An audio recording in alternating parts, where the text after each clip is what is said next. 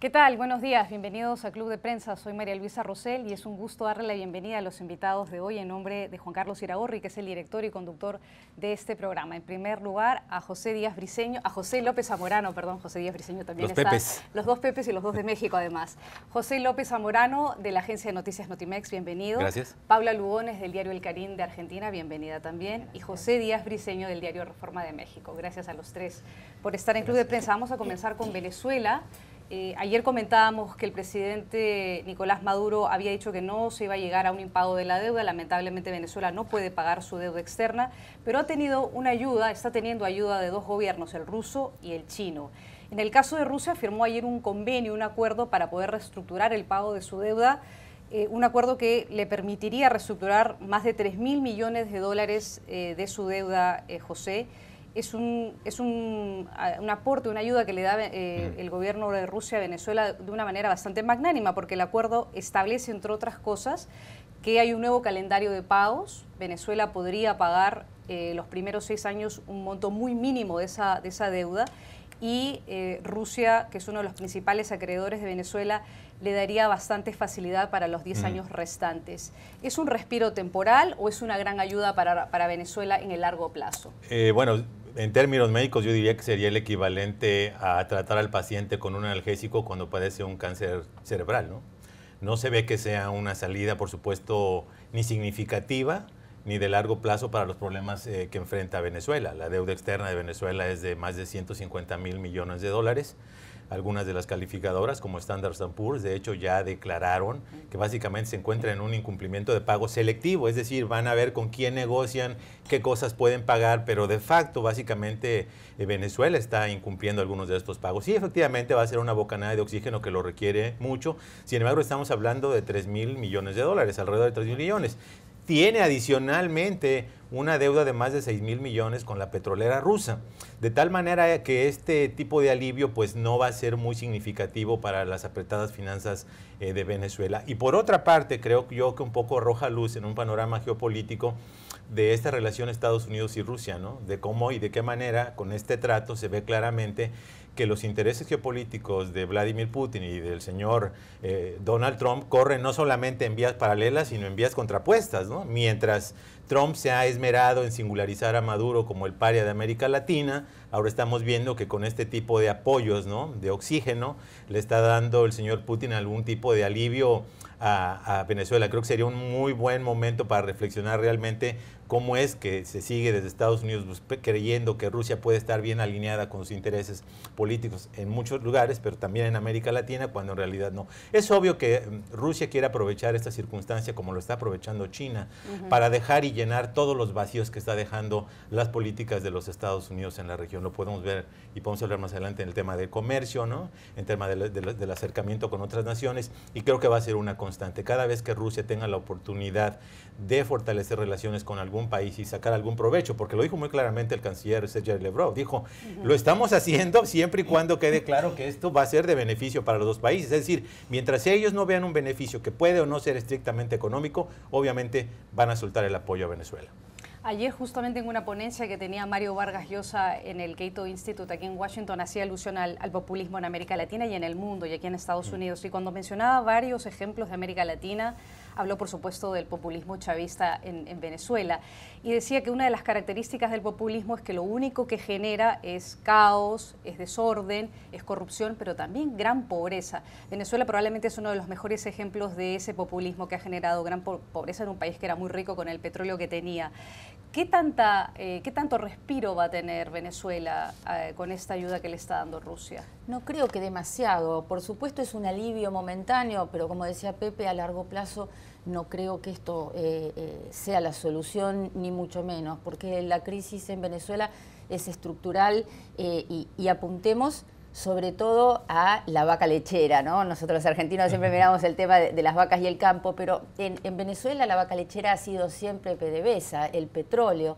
Y vos hablabas del chavismo, del populismo chavista. Bueno, es una empresa que ha sido exprimida durante toda esta época, y no solo que ha sido afectada esta industria por la baja internacional del precio del petróleo, sino que también ha sufrido enormes problemas de desmanejo de la administración, problemas de desinversión y también problemas por el tipo de cambio. No nos olvidemos que PDVSA representa el 96% del ingreso de divisas al país. Y cuando el gobierno de Maduro seca de divisas porque las precisa para pagar los problemas de deuda que tiene, eso repercute en la gente, porque en las industrias, en las manufacturas. Vos fíjate qué es lo que está pasando.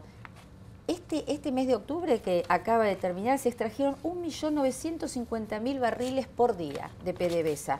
Fue una caída de 361.000 barriles en lo que va del año. En el 2003 había 3,2 millones de barriles. O sea, la caída es dramática de la producción de Venezuela. Así que puede ser una medida esto que ha arreglado con Rusia, pero si no se soluciona este problema de fondo, no creo que haya alguna solución a largo plazo, sobre todo cuando si Maduro busca volver a postularse en las elecciones presidenciales, va a necesitar incrementar aún más el gasto público, ¿no? ¿De dónde lo va a sacar? Sí, José.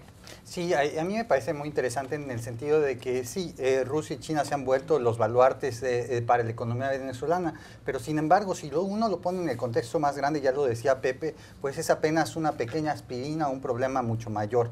Digamos, el préstamo de Rusia total por el que se hacen más fácil los pagos es de poco más de 3.000 millones de dólares. Y sin embargo, el valor de los bonos venezolanos en la economía que están ahí sueltos en los mercados es de 50.000 millones de dólares. Es decir, esto solo es un pequeño paso para aflojar un poco la presión que siente Venezuela para pagar dividendos, para pagar intereses, para pagar a estos inversionistas que han hecho una apuesta por Venezuela en los años pasados. Este día se espera una evaluación, en principio, de cómo está la salud financiera de Venezuela por parte de la asociación que maneja uno de los mercados de derivados. Y sin embargo, yo creo que aquí vamos a empezar a ver este largo juego que desgraciadamente en América Latina conocemos bien, que es hasta qué punto aquellas personas que tienen los tenedores de bonos presionan a Venezuela para el pago o hacen una estrategia para ir suavecito, suavecito, suavecito para esperar que en algún momento sean repagados. Tenemos experiencias recientes, desgraciadamente muy conocidas, muy duras, pero yo creo que ese es un problema que llegó para quedarse por los próximos años y hay que decir, las sanciones que aplicó Estados Unidos para evitar la comercialización de deuda futura por parte de Venezuela y de la propia PDVSA, pues se está viendo que está teniendo resultados. No son las sanciones más duras de evitar la entrada de petróleo venezolano a Estados Unidos, pero sí se ve que está poniendo en aprietos al gobierno.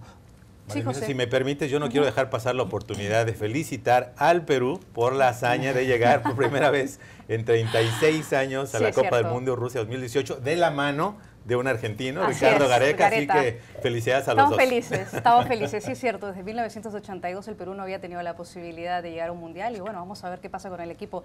Hay grandes equipos, está Alemania, está Polonia, México ahí también. Sí, Argentina, por supuesto, o sea que el reto es complicado, en pero algún gracias. lugar Héctor Chupitas está felicitando. Se le agradece mucho a Gareca, se le agradece mucho.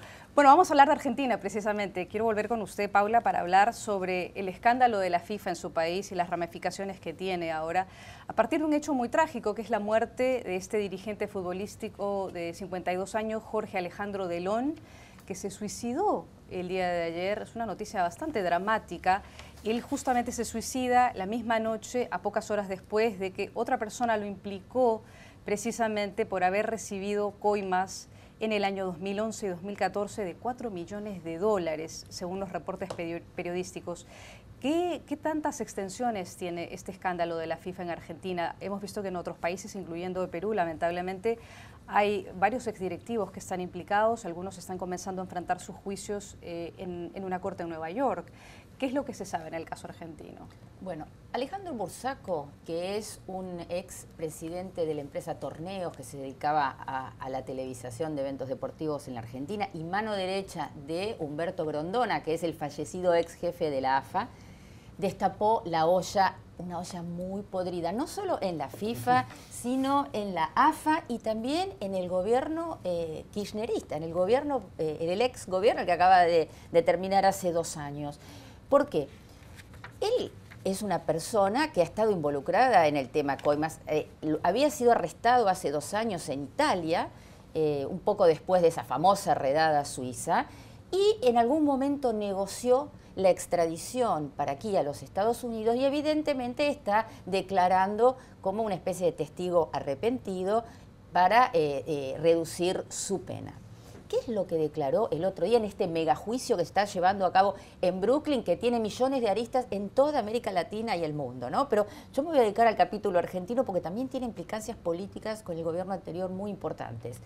Primero denunció que a nivel FIFA, a Humberto Grondona, que era el segundo de la FIFA, le pagó 15 millones de dólares por los derechos de televisación de 2 mundiales, del 2026 y 2030, ¿sí? Él y varias otras empresas de televisaciones de América Latina.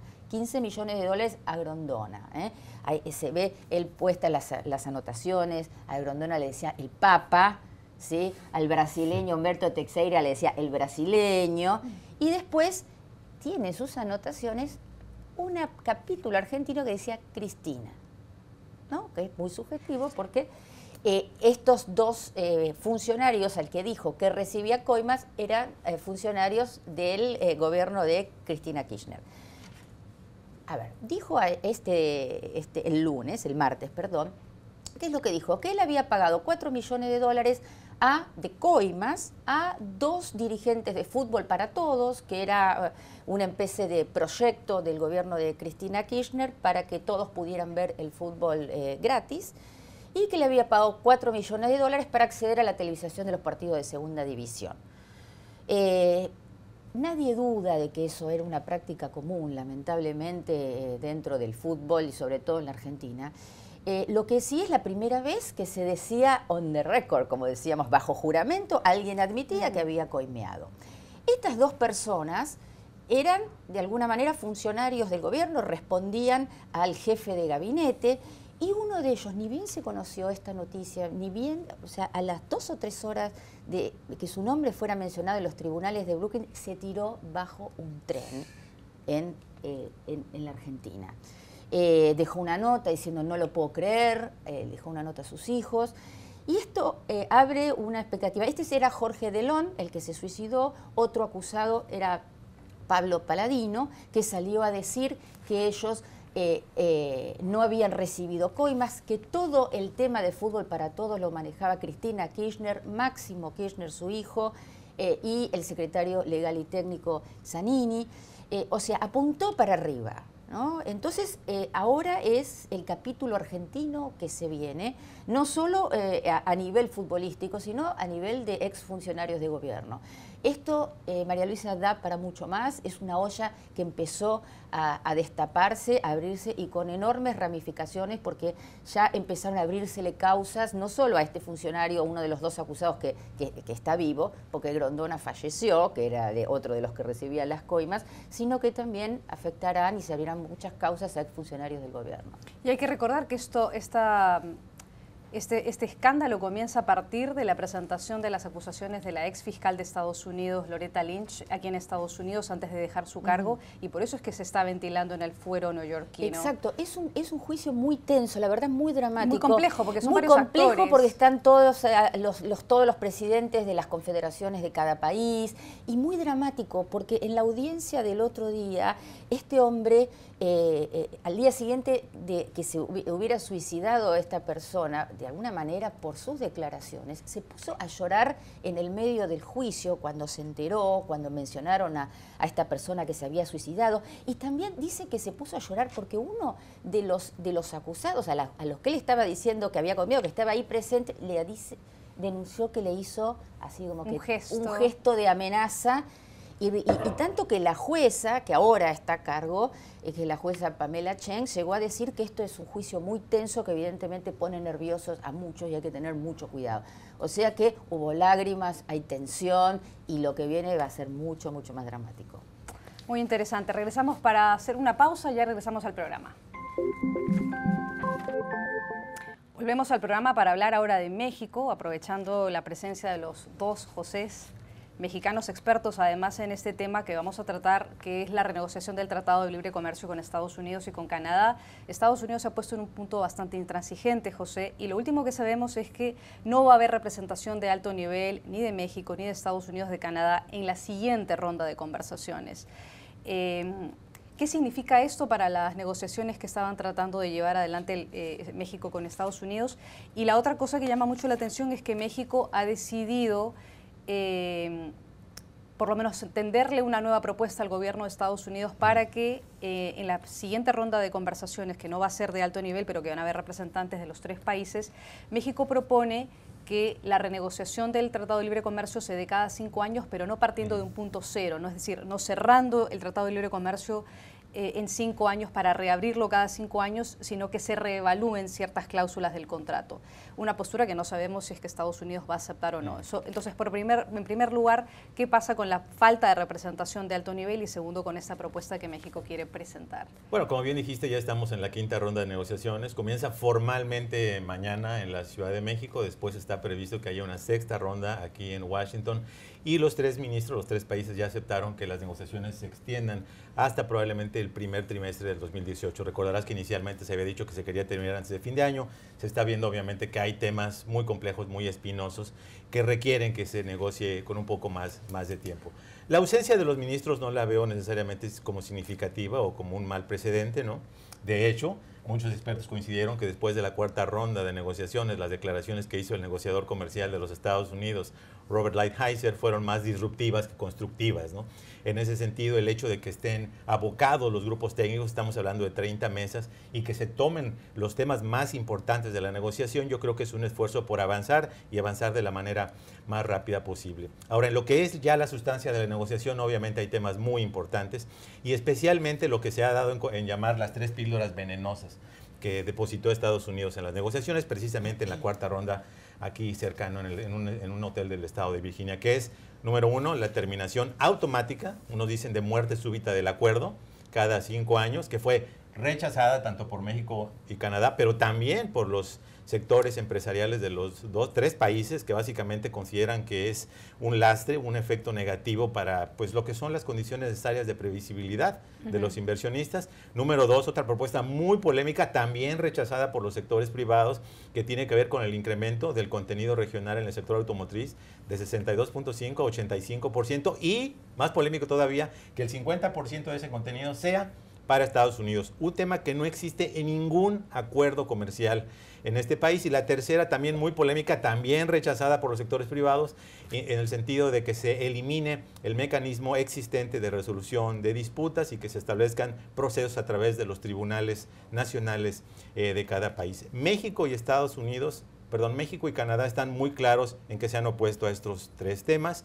Sin embargo, han dicho que están en la mesa porque quieren una solución constructiva. En ese contexto, respondo a la segunda parte de tu pregunta, en ese contexto se inscribe este pronunciamiento que dijo el secretario de Economía de México, Ildefonso Guajardo, en el sentido de que México va a buscar alguna fórmula primero para rebalancear la situación comercial entre los socios del acuerdo. Tú sabes que el principal objetivo de Estados Unidos es que se reduzca el déficit comercial. Y aquí creo yo la mayor parte del asunto del problema del tema. Para Estados Unidos, fundamentalmente, la negociación del TLC es una negociación política.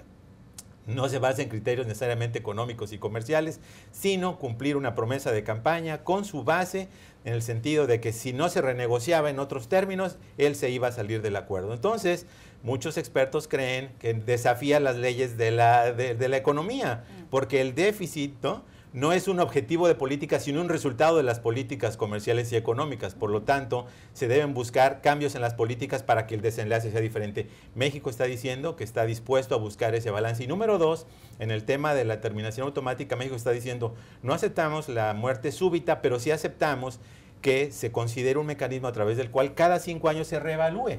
No se termina automáticamente, sino que se reevalúa, y si un país decide por motivos internos, etcétera, que no quiere continuar, bueno, que inicie su proceso. El TLC incluye una cláusula para ello. Esto quiere decir, en resumen, María Luisa, que estamos en una parte muy decisiva, porque estamos viendo que a las propuestas de Estados Unidos, se están ya presentando nuevas ideas para buscar una salida. México ha dicho que tiene un interés en lograr este acuerdo, pero también ha dicho que tiene su plan B en caso de que esto no funcione, ¿no? Y obviamente esto ha despertado mucha preocupación en los sectores privados de Estados Unidos. Hay una serie de estados en este país, especialmente la banda roja, ¿no? Los estados que votaron por el señor Trump, los estados agrícolas, que serían devastados si hay una disrupción del comercio, libre comercio con México. Estados como Iowa, por eso el senador Charles Grassley está levantando su voz en el cielo, porque él sabe el impacto tan fuerte que puede tener que México decida, ya no voy a comprar maíz de Iowa, voy a comprarlo de Argentina, o lo voy a comprar de Brasil.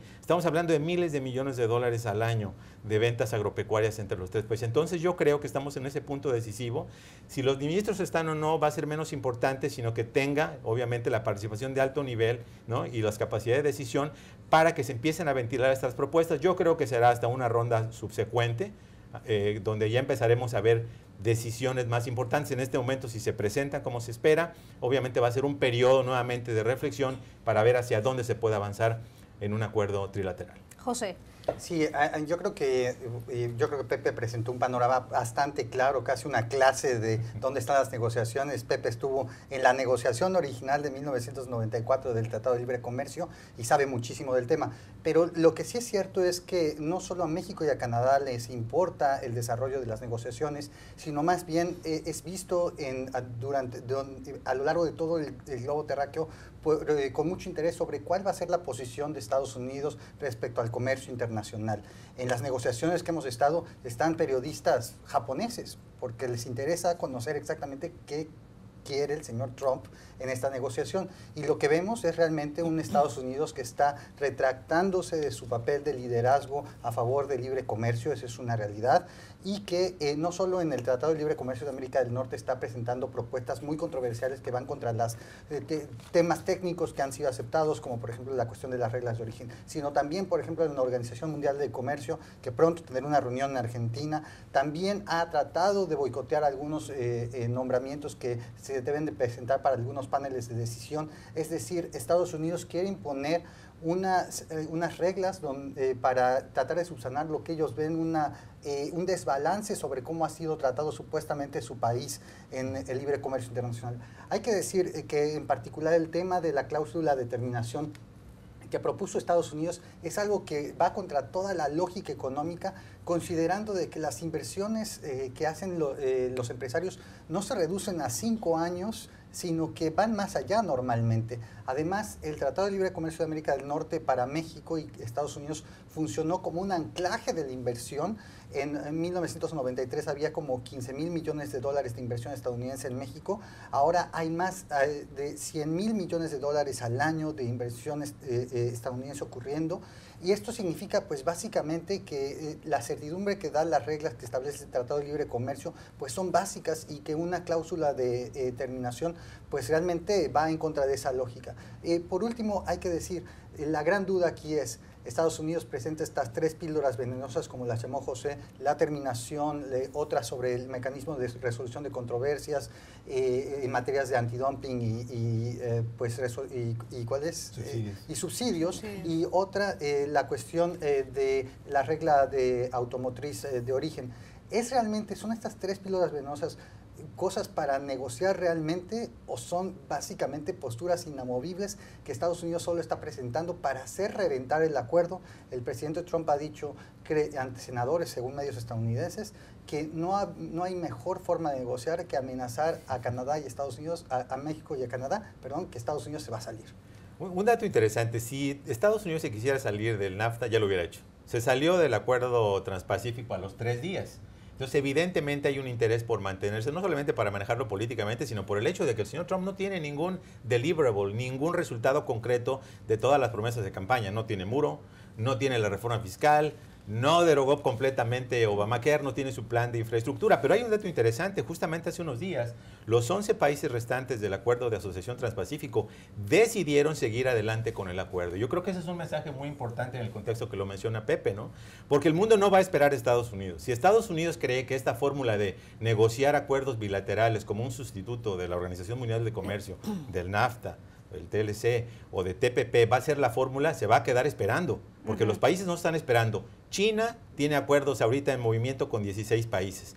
otras regiones del mundo se están integrando a nivel de comercio interregional, en Sudamérica, en el resto del mundo. Entonces, Estados Unidos tiene la posibilidad ahora de convertirse en un país aislado y realmente enfrentar aranceles mucho más altos para sus productos. Es un tema que deberían reflexionar aquí los negociadores comerciales. Vamos a tener que hacer un giro y cambiar de tema para hablar sobre otra controversia que tiene que ver con un museo, un nuevo museo aquí en Washington, muy cerca de la explanada donde están los otros museos del Smithsonian. Este no es un museo del Smithsonian.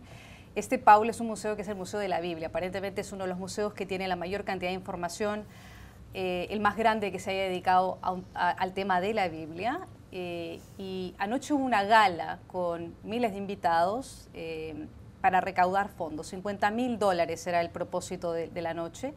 Hasta ahí todo bien. El problema es que la gala de inauguración y recaudación de fondos para el Museo de la Biblia se hizo nada más y nada menos que en el Hotel Trump, que es parte del consorcio de la familia Trump y que además, de manera muy controversial, está siendo gestionado por el contrato para este hotel, que está en la avenida Pensilvania, está siendo gestionado por una agencia federal, la Agencia de Administración de Servicios, la GSA, y llama mucho la atención esta contradicción que hay para hacer una gala en un museo que es de la familia Trump, cuando hay muchos otros lugares privados en donde se podría haber hecho, por un lado. Y por otro lado, es el Museo de la Biblia.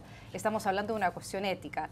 Y muchos de los invitados decidieron no ir precisamente. Gente que trabaja en el museo que dijo, no, yo no voy a esta gala porque hay un conflicto de intereses muy claro. ¿Cómo lo vio usted, Paula? Bueno, evidentemente los problemas éticos para la administración Trump no son en realidad problemas para ellos, ¿no? Los límites son muy difusos entre los intereses privados y los intereses públicos, y con el hotel particularmente, que se ha transformado como en una sala de reuniones, un anexo de la Casa Blanca, ¿no? Y no es solo el alquiler del salón para galas relacionadas con este tipo de eventos, sino que yo conozco algunas otras galas en estos últimos tiempos donde el hijo de Donald Trump ofrece fiestas y reuniones para el ambiente diplomático, para los sectores de poder de aquí, de Washington. O sea que es como la sala o el hall privado, o la Trump Tower de New York es ahora el hotel. Y estas galas no solo implican el alquiler del salón, sino que vienen invitados de todo el mundo que pagan hasta $50.000 por estar sentados ahí, pero también se alojan en el hotel de Trump, que las habitaciones pueden salir hasta $6.000. Pero al margen de los límites de estos tan controversiales, ¿no? Que a mí realmente me parece que no debería ser, ellos argumentan, la gente del Museo de la Biblia argumentan que habían contratado este servicio en este salón, que es muy bonito, que es muy grande, una capacidad muy grande, antes de que Trump ganara las elecciones. Igualmente, creo que acá hay que destacar la enorme relación que ellos tienen, ¿no? Estoy hablando de los sectores religiosos de los Estados Unidos, que son los que invirtieron en este museo con características tan especiales, y Trump. No nos olvidemos que el 26% del electorado estadounidense es cristiano evangélico y fue el que catapultó a Trump a la presidencia. ¿Sí? Ha ganado, o sea, el 81% de ese 26% votó por Donald Trump. Ganó en estados claves como Michigan y Florida gracias a ese electorado. Entonces la relación entre el gobierno y estos sectores es muy profunda, a través del vicepresidente Mike Pence, que es un devoto absoluto, y es más, había sido invitado a inaugurar ese museo. Entonces esto va más allá del alquiler de un salón. Habla, por supuesto, de los pocos límites que tiene Donald Trump, no solo en este caso, sino en otros, con sus negocios, también con sus campos de golf, donde él suele promocionarlos. Hoy hay una nota en el New York Times que cuenta todas las veces que Trump va a sus negocios para mostrarse, ¿no? Cosa que le da visibilidad a su marca, pero también habla de la estrecha relación que hay con el sector religioso, que ha sido clave para él y lo será clave en el futuro. En uno de los debates, José, yo me acuerdo que Donald Trump, mirando a Hillary Clinton, le dijo, le espetó en la cara básicamente, le dijo, si yo no llego a la Casa Blanca, voy a estar igual en la Pennsylvania Avenue. Y efectivamente, el hotel con el apellido Trump está en la avenida Pennsylvania, es el antiguo la antigua oficina de correos, que es un edificio emblemático, además histórico. ¿Qué opina usted? Sí, bueno, fue un negocio redondo la presidencia para el señor Trump, ¿no? Más allá de la inconsistencia de que en un país secular vaya a haber primero un museo de la Biblia que un museo latino, ¿no? El hecho real es de que sí hay un potencial conflicto de interés, ¿no? Recordarán que la palabra lobbying, cabildeo, surgió precisamente porque el presidente Ulysses Grant solía tomarse su copita de vermut aquí en el Hotel Wheeler. Bueno, el Hotel Wheeler ya olvídalo. O sea, ahora el lugar donde hay que estar es el Hotel Trump, ¿no? Y esto evidentemente, aunque constitucionalmente parece que está aclarado que el presidente no tiene conflicto de interés, ¿no? Sí hay la posibilidad de que si viene dinero de otros países, etcétera, que vaya a caer en las manos del señor Trump, pues eso sea un problema, si no necesariamente legal, por lo menos ético, ¿no? Y es parte de esta cortina de humo que todavía subsiste en la manera en que él estructuró todo su dinero. Si bien es verdad que dejó a sus hijos el manejo del emporio inmobiliario y de entretenimiento que tiene, no está claro cuál es la relación interna que él. Y esta opacidad se extiende a muchos temas. No sabemos cómo está ese fideicomiso, no sabemos lo del pago de los impuestos. Es decir, él está buscando transparentar y eficientizar muchos procesos, pero no empieza por la casa. Entonces, obviamente esto va a preservar siendo un problema potencial para Trump y su familia por el resto de su presidencia. Es momento de ir a nuestra sección en cifras. En nuestra sección en cifras el día de hoy tenemos unas estadísticas muy interesantes de unos precios que pueden llamar la atención o no. Vamos a preguntarle a nuestros invitados qué opinan. Se trata de arte y de obras muy reconocidas. Estamos hablando de obras de, por ejemplo, de Leonardo da Vinci, estamos hablando de Salvador Mundi, uno de sus cuadros, que tiene un valor de 450 millones de dólares. Las Mujeres del Ángel, de Pablo Picasso, 179 millones de dólares. El Desnudo reclinado, de Amadeo Modigliani, 170 millones de dólares. Tres estudios de Lucian Freud, pintado por Francis Bacon, 142 millones de dólares. Y el de Alberto Giacometti, El hombre que apunta, 141 millones de dólares. Un poquito menos caro. Tal vez por ese es el que nos podríamos ir. ¿Cuál es el que usted compraría, José? Yo, francamente, no compraría ninguno porque ya tengo varios de esta colección, así que no me hace falta. No, la verdad es que estos precios son absurdos. Y yo creo que habla un poco del esnobismo de los trillonarios, ¿no? O sea, las personas que tienen tanto capital para gastar, pero que a la vez es una inversión, porque este cuadro empezó vendiéndose en $10,000. Y gracias a las campañas mercadotécnicas y ventas, y que se lo vendieron a un coleccionista que lo había pagado un ruso, pues, me parece que 129, ha llegado a este precio totalmente fuera de lugar. Yo me pongo a pensar, ¿qué se podría comprar con 450 millones para ayudar, por ejemplo, a los más vulnerables del planeta? Realmente eso es muy grosero. Las fuentes precisamente es el diario Clarín que trae estas cifras. ¿Qué le llamó la atención a usted? Me llamó la atención que el valor del Salvador Mundi, que ha establecido el récord, más que quizás por el valor intrínseco de la obra, es que hay una historia detrás de ese cuadro. Creo que el valor también ha escalado por eso, ¿no? Es una historia de un cuadro que se pensó que era pintado por un discípulo, que se pensó que tenía un valor bajo, se llegó a comprarse por $10,000, y luego, después de una restauración, casi por casualidad, se descubrió que en realidad no había sido el discípulo que lo había pintado, sino el maestro Leonardo. Creo que todo eso, y sigue habiendo alguna controversia, hay una demanda, porque algunos dicen que sí, lo damos por bueno, lo damos, fíjense lo que puede cambiar la palabra de un experto, ¿no? Todavía hay algunos que dicen que quizás no sea auténtico, que es del discípulo y no de Leonardo, pero lo cierto es que creo que toda esa historia detrás ha catapultado a esta obra de arte que por supuesto tiene un gran valor, ¿no? José, ¿por cuál se anima usted? No, yo también me iría por el de 450 millones, mi gusto es bastante alto, me iría por el Salvatore Mundi, me parece, como dice Pablo, una historia fascinante. Era uno de los pocos cuadros disponibles de Da Vinci todavía en existencia, y pues sí, es de locura que pueda alcanzarse un precio así. Para aquellos que no vieron la subasta, está disponible en internet, es muy fascinante. Algunos de nosotros hemos estado ahí en la Casa Christie's haciendo coberturas de subasta, por ejemplo, de arte latinoamericano, y es increíble ver cómo se van subiendo los precios. A mí me parece que también es una cuestión de gustos. Yo no gastaría en lo absoluto nada por comprar un avión de 450 millones de dólares, pero sí gastaría esto en nada. ¿Hiciste una oferta anoche, Pep? No. Era uno de los que llamaba por teléfono. Teléfono anónimo, uno de los anónimos. Ya sabemos por qué estaba subiendo el precio. Un mexicano anónimo, dijeron por allí. Regresamos para hacer una pausa, ya regresamos al programa. Volvemos al programa para hablar sobre la violencia de armas con fuego en Estados Unidos a propósito de una columna de opinión que aparece publicada hoy en The Guardian, en el diario británico, que la verdad es que es bastante sentida porque la escribe la madre de uno de los chicos, uno de los 20 niños que murió en una escuela de primaria en Sandy Hook, en el estado de Connecticut. La madre, Nicole Hockley, habla de su hijo y habla de lo que significó la muerte de él y lo que debería hacer el gobierno y la administración del presidente Trump. La columna arranca diciendo: como todos los estadounidenses, estoy devastada por la masacre sin sentido que ocurrió en Sutherland Springs, en Texas, en la iglesia hace unas pocas semanas, que cobró la vida de 25 personas, incluidos 14 niños.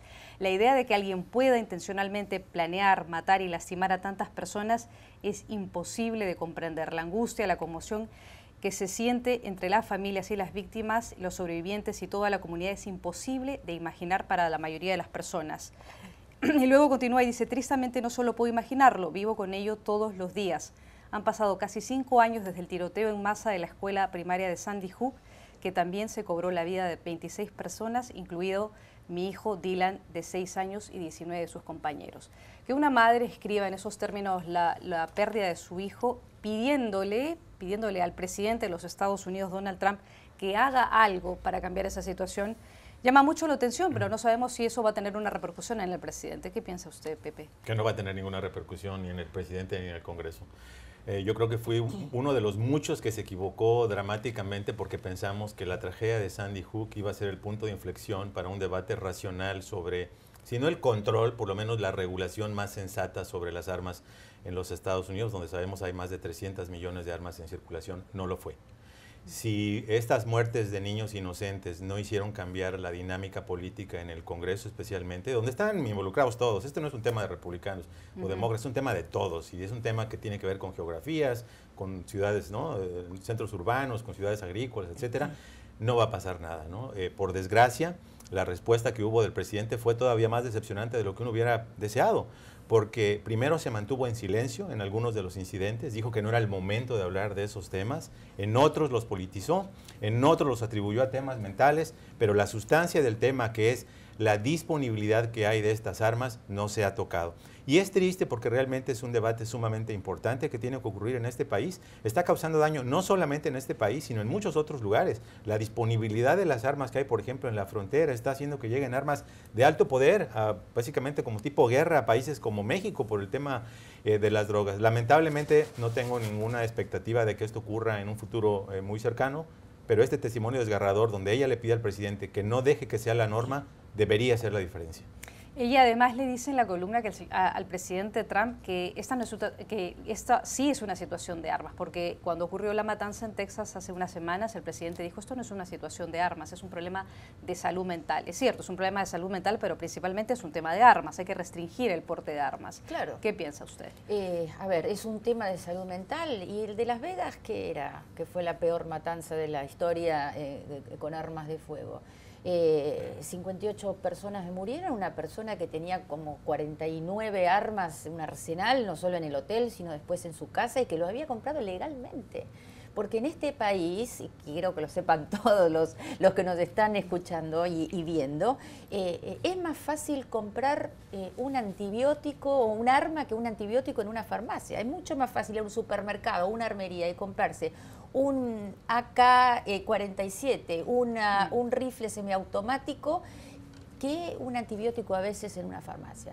Así que esto no creo que tenga, lamentablemente, a pesar de esta sentida carta de la mamá, no creo que llegue a oídos de un presidente como Donald Trump y tampoco al Congreso. ¿Por qué? Porque no ha llegado bajo ninguna presidencia a tomar ninguna medida que controle a las armas, la venta y la aportación. No pasó durante la presidencia de Obama, que Obama lloraba frente a las cámaras después de la tragedia de Sandy Hook, que dice que fue uno de los peores momentos de su vida. No pasó nada después de eso. Mucho menos va a pasar ahora. ¿Por qué? Primero, porque el tema del control de armas es absolutamente difícil de implementar. no solo por cuestiones políticas y del lobby de la Asociación Nacional de Rifle, que en el caso de Donald Trump ha puesto dinero directamente en su campaña, sino porque también el tener armas en el interior de los Estados Unidos simboliza algo más que autodefensa, simboliza la independencia, simboliza el individualismo. Es algo bastante difícil de comprender para una persona urbana o que viva fuera de la sociedad estadounidense. Hay una relación como fetichista con eso, hay una relación hasta religiosa y familiar, sobre todo en el interior del país. Entonces es muy difícil que el Congreso, que está formado por gente de todos los estados, quiera limitar también eso, porque es muy impopular en el interior.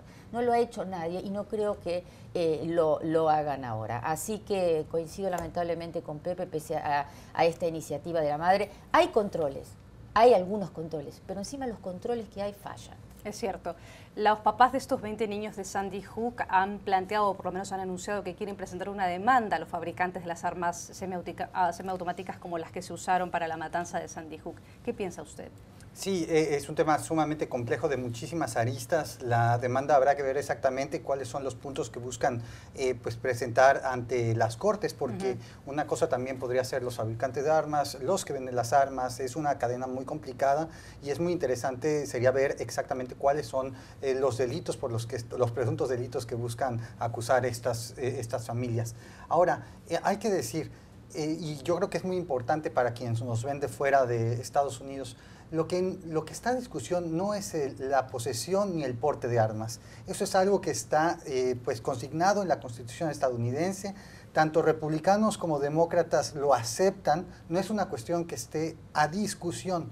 Lo que bien decía Pepe, lo que está a discusión es el tipo de regulación de esas armas disponibles en las tiendas. Yo recuerdo que fui una vez a Virginia y era al mismo tiempo en una tienda, una General Store, podía uno comprar un helado y un fusil al mismo tiempo si querías. Entonces, el tipo de reformas que se buscan del movimiento de control de armas en Estados Unidos va por reformas muy modestas. Después de Sandy Hook en 2013 se buscaba hacer más duro la venta de armas a personas con problemas de salud mental. Eso no pasó, era una cuestión bastante modesta y ni siquiera los demócratas de estados conservadores lograron apoyar esa iniciativa. Por otro lado, ahora en los próximos días es muy probable que se presente una nueva iniciativa bipartidista en el Senado para hacer que los estados presenten más información sobre las personas que están impedidas para adquirir armas al Registro Nacional de Armas de Estados Unidos. Es solo una cuestión técnica de hacer más difícil el que se escapen por algunos agujeros personas que no deberían de tener armas, como la persona que tuvo este acceso en Texas. Tiempo para hacer una pausa comercial, la última del programa. Se nos acabó el tiempo en el programa del día de hoy, así que solo regresamos para despedir y agradecer a nuestros invitados por su presencia. José López Zamorano, de la agencia de Notimex, jefe del buró de Notimex aquí en Washington, Paula Lugones de Clarín y por supuesto José Díaz Briceño de Reforma. Gracias a los tres por estar en el programa. Un placer estar con ustedes. Hasta la próxima.